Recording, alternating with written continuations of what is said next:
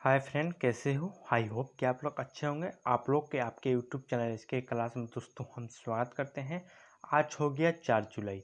4 जुलाई से most important top 10 current affair आप लोग को इसमें हम कराने वाले हैं, जो कि आपको क्या होंगे, आने वाले सभी एग्जाम में बहुत ही महत्वपूर्ण होंगे।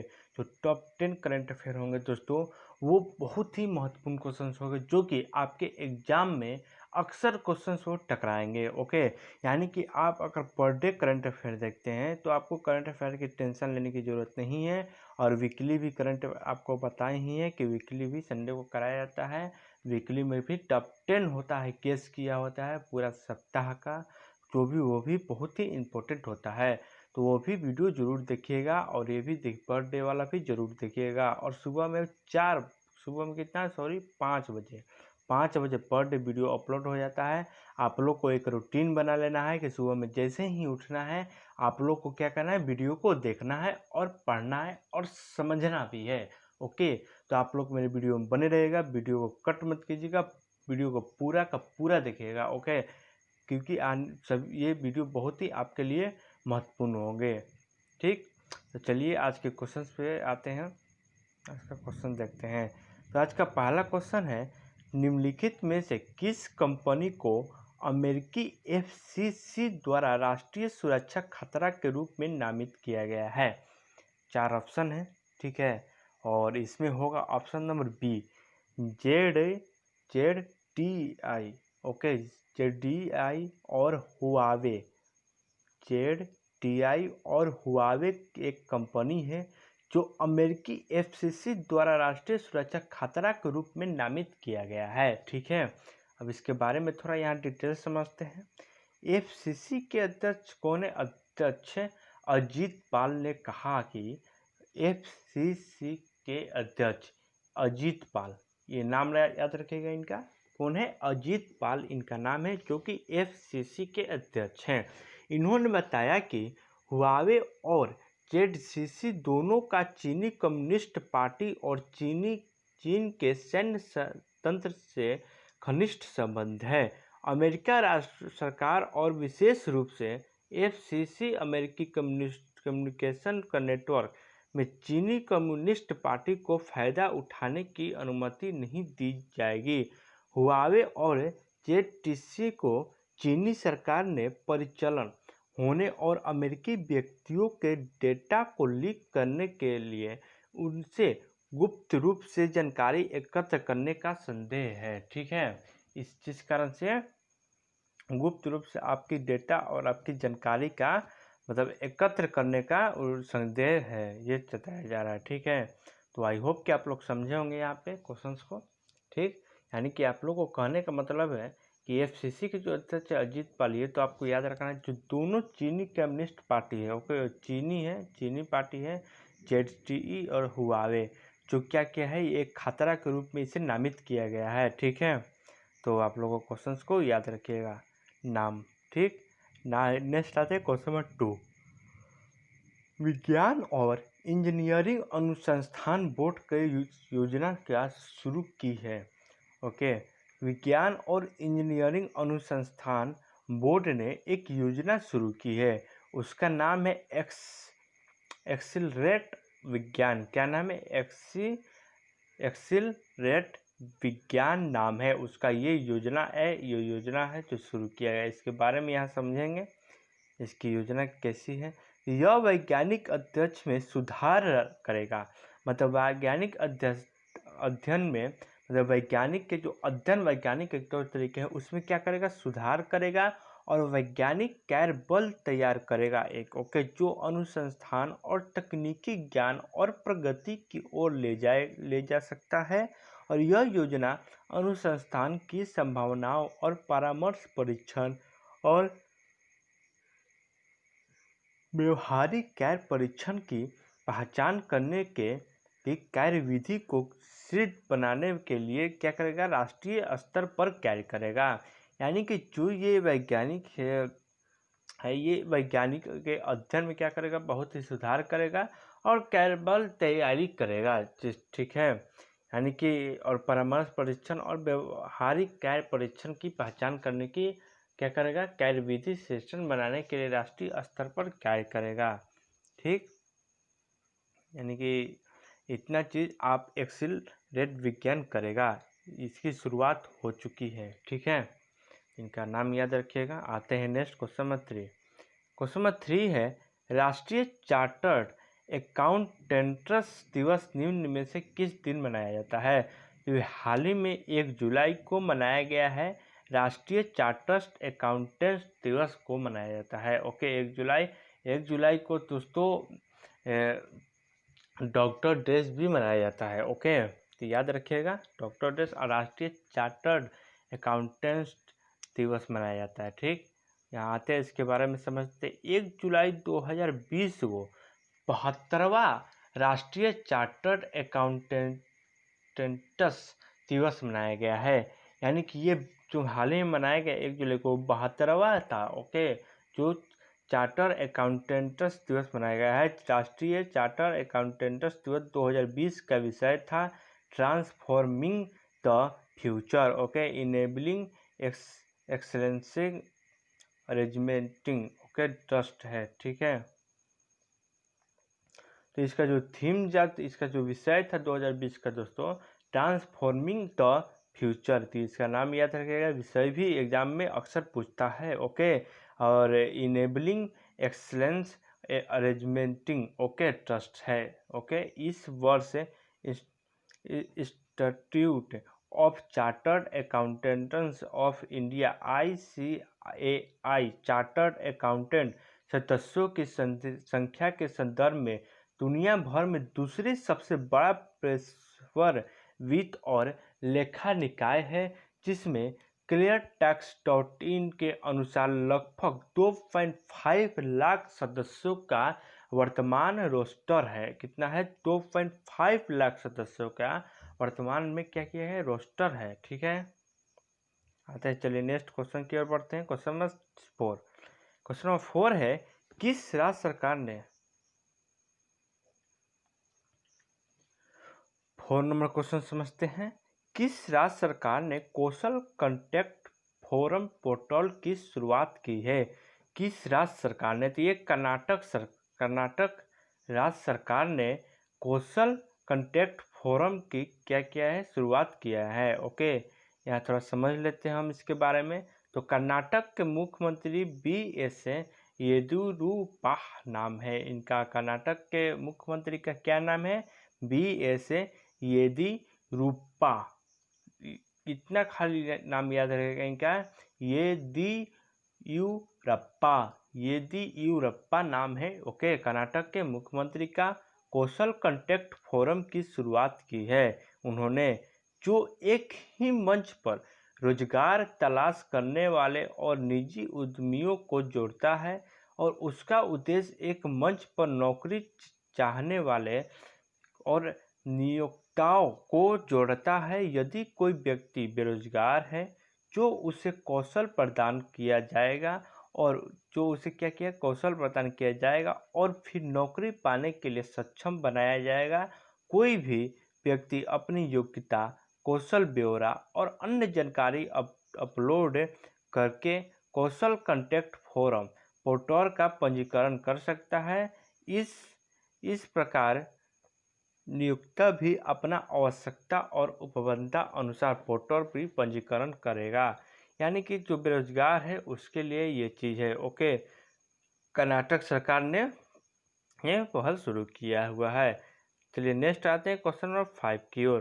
क्वेश्चन नंबर 5 है कि प्रथम प्रोपीसी महालनोबिस पुरस्कार से किसे सम्मानित किया गया है? कौन सा पुरस्कार? महालनोबिस पुरस्कार। ओके, प्रथम प्रोपीसी, तो ये होगा option number C, Shri Rangarajan को प्रथम प्रोपीसी महालनोबिस पुरस्कार क्या किया है? सम्मानित किया गया है। तो यहाँ समझते हैं थोड़ा सा इसके बारे में। तो उन्हें राष्ट्रीय आय के आकलन से संबंधित मुद्दों का समाधान प्रदान करने के लिए दिए उनके उत्कृष्ट योगदान के लिए लाइफ टाइम अचीवमेंट अवार्ड दिया गया है। इस पुरस्कार की शुरुआत सांख्यिकी और कार्यक्रम वयन और मंत्रालय MOSPI द्वारा इसी वर्ष यानी 2020 में की गई है और अब इसे आधिकारिक सांख्यिकी के विकास और संवर्धन के लिए किसी भी व्यक्ति द्वारा किए उत्कृष्ट और सराहनीय योगदान के लिए क्या क्या है प्रति वर्ष प्रदान किया जाएगा। यानी कि जो प्रति वर्ष इससे प्रदान किया जाएगा ये अब हर एक व्यक्ति को, ये अभी मिला हुआ श्री रंगराजन को ये महान नोबेल पुरस्कार है। ठीक, चलिए आते हैं नेक्स्ट क्वेश्चन की ओर बढ़ते हैं। क्वेश्चन नंबर 6 है, संयुक्त राष्ट्र में अगले राजदूत के रूप में किसे नियुक्त किया गया है। तो ये संयुक्त राष्ट्र में यानी कि यूनाइटेड नेशन में अगले राजदूत के रूप में इंद्रमणि पांडे, किन्हें इंद्रमणि पांडे को नियुक्त किया गया है संयुक्त राष्ट्र में अगले राजदूत के रूप में। तो वह एक जिनेवा में संयुक्त राष्ट्र के 25वें अधिक महत्वपूर्ण संगठनों में भारत का प्रतिनिधित्व करेंगे, जिसमें विश्व स्वास्थ्य संगठन यानी कि WHO और संयुक्त राष्ट्र मानवाधिकार परिषद UNHRC शामिल है। और वर्तमान में यह विदेश मंत्रालय में अतिरिक्त सचिव का पद संभाल रहे हैं। यानी कि जो संभालेंगे ये पांडे का नाम है, इनका पूरा नाम है इंद्रमणि पांडे, जो कि भारत की तरफ से मतलब राजदूत बनेंगे यूनाइटेड नेशन में। वो एक अभी के अतिरिक्त सचिव के पद संभाल रहे हैं। वह जल्द ही इसे परियोजना का कार्यभार संभालेंगे। ओके, जल्द ही उनको राजदूत में नियुक्त किया जाएगा यूनाइटेड नेशन में। ठीक, तो इनका नाम बहुत ही इम्पोर्टेंट है, आप याद रखिएगा। क्वेश्चन नंबर 7 है, किस देश ने चीनी कंपनियों को राजमार्ग परियोजनाओं में भाग लेने से प्रतिबंधित कर दिया है। तो ये किस देश ने, तो ये भारत देश ने। ओके, अपना जो भारत देश है वो जो है चीनी कंपनियों को राजमार्ग परियोजनाओं में भाग लेने से क्या किया है, प्रतिबंध लगा दिया है। ठीक है, तो यहाँ थोड़ा सा समझ लेते हैं। तो यह निर्णय भारत चीन के बीच सीमा पर चल रहे तनाव, हाल फिलहाल में देख रहे हैं कि भारत और चीन में बहुत ही तनाव चल रहा है, युद्ध होने की संभावना भी जताई जा रही है। ठीक है, तो इनके बीच लिया गया था।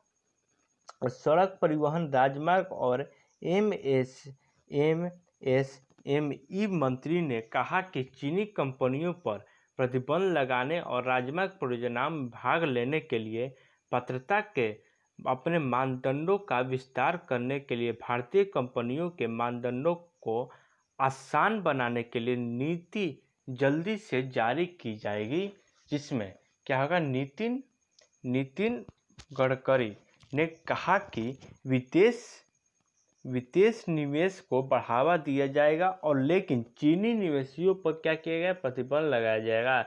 यानी कि जो नितिन गडकरी थे उन्होंने बताया कि वो विदेश निवेश जो होता है उस पर क्या किया, बढ़ावा दिया गया, तो उस पर बढ़ाया जाएगा। लेकिन जो चीनी प्रतिबंध उस पर क्या किया है, निवेशी उस पर क्या किया, प्रतिबंध लगा दिया गया है। ठीक है, और अब हाल ही फिलहाल में 59 जो ऐप है उस पर भी प्रतिबंध लगाया गया है। ठीक है, तो वो भी आप जानते होंगे। चलिए आते हैं नेक्स्ट क्वेश्चन नंबर 8 की ओर बढ़ते हैं।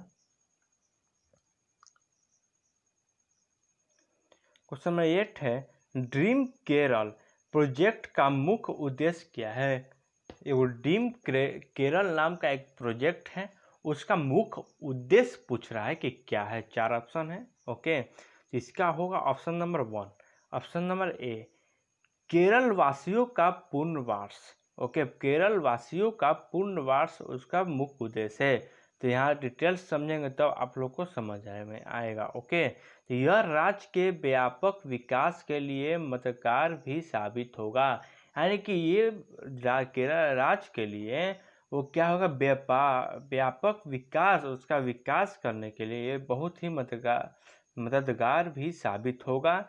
इस पहल का उद्देश्य भारत लौटने वाले केरल वासियों को आश्रय देना और राज्य के संभावित विकास के लिए उनके कौशल और ज्ञान को उपयोग करना है, मुख्यमंत्री पिनाराई विजयन ने कहा। यानी कि केरल के मुख्यमंत्री कौन है, पिनाराई विजयन थी। ऐसे ऐसे जब क्वेश्चन आते हैं यहाँ मुख्यमंत्री बहुत ही इम्पोर्टेंट हो जाते हैं, उस राज्य के आने की संभावना बहुत ही ज़्यादा होती है। ठीक है, तो ये पिनाराई विजयन इनका नाम याद रखिएगा। इन्होंने कहा कि कोविड-19 महामारी के कारण राज्य की अर्थव्यवस्था बुरी तरह से गिर गई है और केरल के कई निवासियों ने अपना रोजगार खो दिया है। इस खराब स्थिति से उबरने के लिए राज्य के अंतर्गत आने वाले विभिन्न विभाग परियोजना के साथ समन्वय करेंगे और लोगों के विचार और सुझाव का स्वागत किया जाएगा और चयनित विचारों पर अंतिम निर्णय सीएम पिनराई विजयन द्वारा लिया जाएगा। यानी कि जो बाहर से जो आए हैं लोग, मजदूर बाहर से अपने अपने गांव, तो केरल वासियों का कहना है कि यहीं पे आप लोग उन लोग का रोजगार दिया जाएगा। ओके, जिसके लिए ये पहल शुरू किया गया है ड्रीम केरल नाम का। ठीक, जाते हैं नेक्स्ट क्वेश्चन नंबर 9 की ओर। क्वेश्चन नंबर 9 है कि हाल ही में जिस भारतीय टेनिस खिलाड़ी ने जर्मनी में PST Bank Nord Open tennis tournament जीता है, तो ये है सुमित नागल। सुमित नागल एक क्या है, एक खिलाड़ी है जो कि जर्मनी में PSD Bank Nord Open tennis tournament जीता है।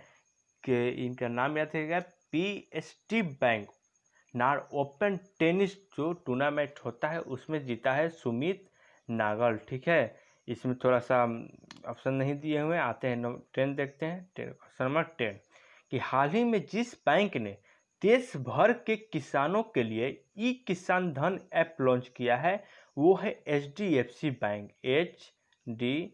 एचडीएफसी बैंक ने ई किसान धन ऐप लॉन्च किया हुआ है। ओके, तो ये इनका नाम कौन बैंक लॉन्च किया गया है, ये एचडीएफसी बैंक। ये क्वेश्चन एग्जाम में आपके आ सकते हैं। तो आप लोग को टॉप 10 क्वेश्चन यहाँ समाप्त होते हैं दोस्तों। अगर आप लोगों को क्वेश्चन अच्छा लगे, अगर आप मेरा मेहनत अच्छा लगे, तो प्लीज़ दोस्तों इस वीडियो को शेयर जरूर कीजिएगा और वीडियो को अपने दोस्तों मित्रों के साथ भी शेयर कीजिएगा। और हो सके तो चैनल को सब्सक्राइब, नीचे रेड बटन होगा उसे सब्सक्राइब कर दीजिएगा और बेल घंटी को दबा दीजिएगा ताकि आने वाले सभी लेटेस्ट अपडेट वीडियो आप तक पहुंचते रहे। ठीक है, चलिए, थैंक यू बाई इसके क्लासेस, मिलते हैं नेक्स्ट क्लास कल।